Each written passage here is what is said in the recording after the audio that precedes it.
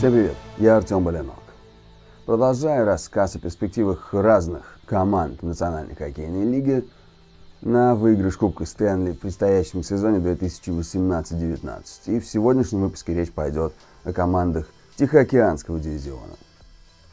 Этот дивизион по-прежнему непредсказуемый. В прошлом сезоне Vegas Golden Knights, дебютанты лиги, с ног на голову перевернули дивизион, прорвавшись в финал, вопреки абсолютно всем прогнозам. В этом сезоне Calgary Flames, по крайней мере на бумаге, выглядит как одна из наилучшим образом усилившихся команд. Но, судя по всему, в Тихоокеанском дивизионе ни у одной команды нет многолетнего такого диапазона, в течение которого, во время которого у них появится шанс на выигрыш Кубка Стэнли. Поэтому для всех команд пришла пора победить во что бы то ни стало как можно скорее. Сан-Хосе Шаркс. Им нужно выигрывать сейчас. Да, в 13 из 14 предыдущих сезонов команда выходила в плей-офф. И, откровенно говоря, в Пасифике они выглядят как, наверное, единственная команда с относительной гарантией по продолжению борьбы. Успеха они добиваются за счет тяжелой, но быстрой и эффективной игры в атаке и чрезвычайно ответственной игры в защите, соответственно. В то же время это вовсе не команда, отличающаяся юным средним возрастом. Джо Торнтону 39 лет, Джо Павелски 34, Бренту Бернсу 33. Логан Кутюр и Марк-Эдуард Власик также недалеки от того игрового спада, который обычно наступает у хоккеистов после 30. Ну, собственно, Кутюру сейчас 29, Власику 31 год. При этом они входят в группу лидеров в бомбардирском и снайперском зачете команды. Ну а говоря о спаде, опять же стоит отметить, что и Торнтон, и Павелски после 30 далеко не столь результативны, как раньше. Но несмотря на это, по-прежнему у Сан-Хосе Шаркс есть очень хороший шанс на, по крайней мере, борьбу за Кубок Стэнли. Во-первых, лишь 2 года назад они были в финале.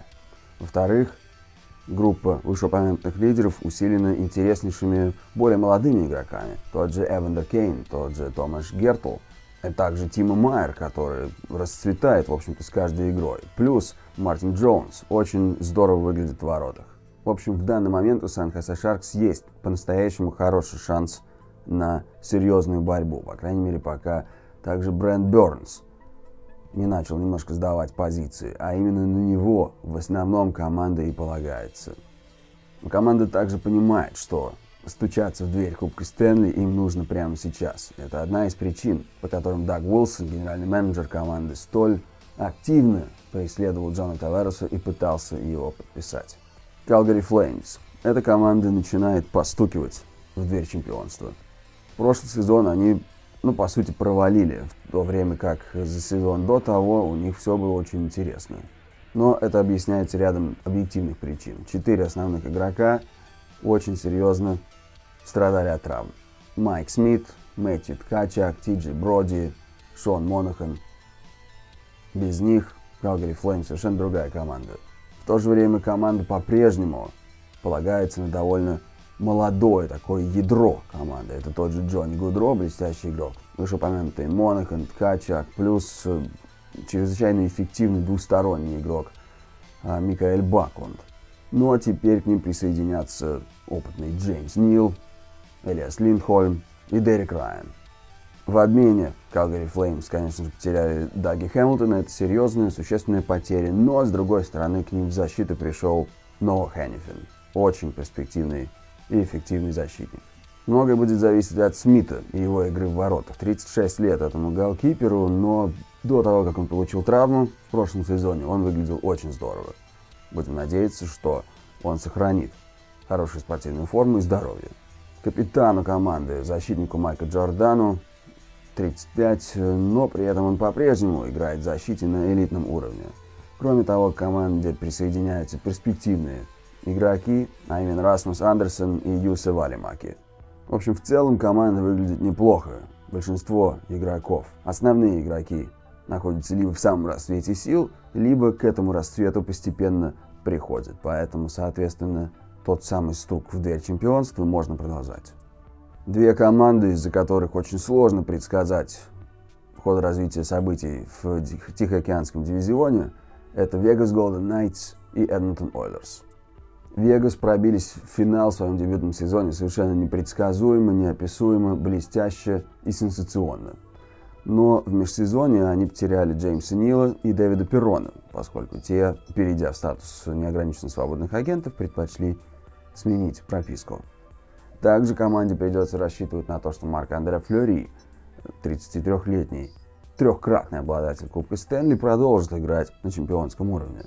В то же время Вегас подписали неограниченно свободного агента Пола Штясны, а он очень нужен был команде. И у них в составе уже есть Алекс Так и Шей Теодор, которые выглядят, как минимум, многообещающе.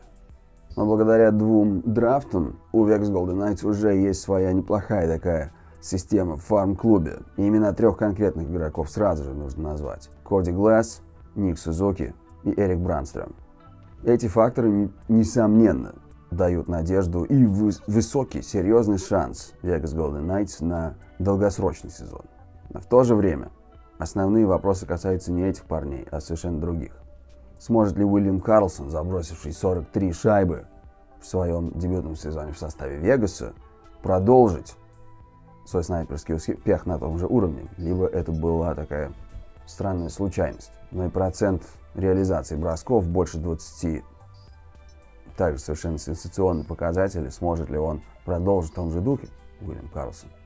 Эрик Хаула, у него было 29 заброшенных шайб, это его личный рекорд совершенно потрясающий, сможет ли он играть на том же уровне.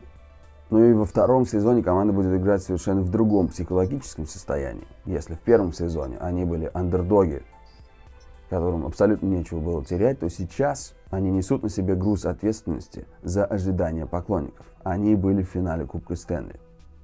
От них ожидают как минимум повторение такого результата. И нет никаких гарантий, что Vegas Golden Knights даже близко подойдут к повторению этого достижения. Ойлерс образца 2016-17 выглядели как совершенно потрясающая команда. Ожидалось, что они как минимум одержат победу в дивизионе. Но в сезоне 17-18 команда полностью провалилась. Конор Макдэвид блистал, как обычно, но игроки вокруг него выглядели попросту слишком медленно. А вратарь команды Кэм Талбот по-настоящему провалился. Ойлерс и близко не подошли к выходу в плей-офф. Что произойдет в новом сезоне? Сейчас команда строится вокруг Конора Макдэвида и Леона Драйзайтля в нападении и вокруг, соответственно, Нерса в защите. Это хорошо. Кэму Талботу нужно вновь обрести ту игровую форму, которой он на самом деле обладает. Сможет ли он это сделать? Большой вопрос.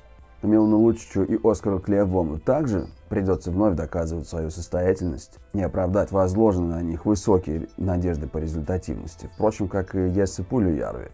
Он был задрафтован в 2016 году под 4-м номером и пока что столь высокий номер драфта своей игрой не оправдал. Один игрок Кубок Стэнли не выигрывает, поэтому Конор Макдэвид, несомненно, продолжит блистать, но для того, чтобы команда получила хоть какой-то шанс на борьбу за Кубок Стэнли, нужно, чтобы все остальные игроки в команде подтянулись к Конору. Если это не произойдет в новом сезоне, то перспектив у Ойлерс на выигрыш Кубка Стэнли пока не предвидится. Анахайм Дакс и Лос-Анджелес Кингс – те команды, для которых в их нынешней инкарнации, возможно, остался последний шанс на стук в чемпионскую дверь. По своей структуре Дакс сформированы, основываясь на вратаре и игре в защите. То есть команда строится вокруг Джона Гибсона, защищающего ворота, ну а в защите играют те же Кэм Фаулер, Джош Мэнсон, Хампус Линхольм и Брэндон Монтур. И это очень серьезное ядро команды. Но проблемы вовсе не там. Проблема у Анахайма в нападении. Нападение стареет. Гетцлов, Перри, Кеслер – прекрасные игроки, но эра доминирования этих игроков прошла. В то же время к ним на смену, в общем-то, придут. Уже пришел тот же Рикард Ракел, например. Плюс в системе есть Стил, есть Терри, есть Джонс. Весьма интригующие своей игрой молодые форварды. Но если основные форварды, те самые Гетцлов, Перри и Кеслер, резко теряют форму, то наверняка Анахайм Дакс окажутся где-то ближе к дну турнирной таблицы. Ну, собственно, Перри уже давно не забивает по 30 голов за сезон. А у Кеслера были серьезные проблемы со здоровьем, у него были проблемы с бедром. Я не хочу сказать, что они плохая команда. Вовсе нет, они команда хорошая. Но здесь речь идет о том, что бороться за чемпионство в ближайшие годы им вряд ли придется. То есть, если и побеждать, то прямо сейчас. И не факт, что у них есть шанс на такую победу. Примерно то же самое можно сказать о Лос-Анджелес Кингс. Они в 2012 и 2014 годах выигрывали Кубок Стэнли, они отлично отыгрывают в защите, они немного пропускают. Проблема в том, что они при этом мало забивают. Они подписали Илью Ковальчука, он большой, мощный форвард, но вряд ли этого подписания будет достаточно для того, чтобы кардинально изменить проблему с реализацией. Джонатан Куик, Манджа Копитар и Дрю Даути провели совершенно замечательные карьеры. Они завоевали личные награды, но при этом, несмотря на их личные достижения, лишь дважды в 4 последних сезонах Лос-Анджелес Кингс проходили в плей-офф. И при этом дважды вылетали после первого раунда. Здесь делаем грустный вывод о том, что основа Лос-Анджелес Кингс прошла рубеж пика формы. И поэтому сейчас они могут, по сути, флиртовать с выходом в плей-офф, но бороться за Кубок Стэнли в ближайшие годы у них шансов не будет. Перестройка. А перестройка проходит в составах Аризона Койотис и Ванкувер Канакс. Прошлый сезон Койотис закончили, одержав 17 побед, проиграв лишь 9 раз и трижды уступив в овертаймах. Замечательный послужной список, но проблема в том, что эти победы команда стала одерживать, когда стало ясно, что они не пройдут в плей-офф. Также не стоит забывать о том, что они начали сезон катастрофически плохо. У них было лишь 2 победы, 15 поражений в основное время и 3 в овертаймах. Это такое условное напоминание о том, что Койотис еще есть к чему стремиться. Но зато в межсезонье генеральный менеджер команды Джон Чайка провел ряд интереснейших обменов и заполучил ярких игроков. Он заполучил Алекса Гальченюка, Винни Хинострозу и Джордана Остерля, а также подписал Михаэля Грабнера. И действительно проходит в команде перестройка. Так, например, Клейтон Келлер начал демонстрировать игру, похожую на уровень игры Патрика Кейна. В лучшие времена, естественно, имеется в виду. Анти Ранта, получив шанс и возможность играть как вратарь номер 1, сыграл просто отлично. Ну а защитник мирового класса Оливер Экман-Ларсен подписан Аризоной на долгосрочный контракт. В общем, в течение нескольких сезонов, парочки, наверное, сезонов, Аризона Койотис должны выйти на должный уровень. Пока в этом сезоне за Кубок Стэнли они бороться не будут, но им нужно начать просто с такого положительного игрового момента. Этот момент у них, скорее всего, появится. Примерно в такой же ситуации и категории находится Ванкувер Канакс. Они перестраивают команду по окончании эры братьев Седин. Но у них есть целый ряд игроков, которые превращаются в столпы команды. Это Хорват, Боусер, Йоулеви, Демка, Петерсон и Хьюз, например. Их наверняка ждет яркое будущее.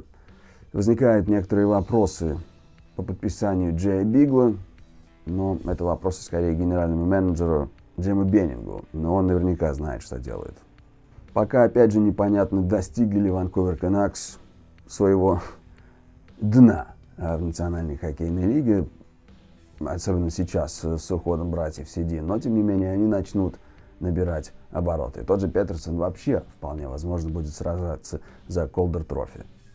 Кроме того, даже если они дна достигнут, то эта команда молодая, а попав на дно, они получат шанс на лучший выбор в лотерее драфта. У Канакс все впереди, но пока что за Кубок Стэнли они сражаться не будут. Рассказ о других дивизионах мы продолжим в будущих сериях. Спасибо за просмотр. С вами был Артем Балинов.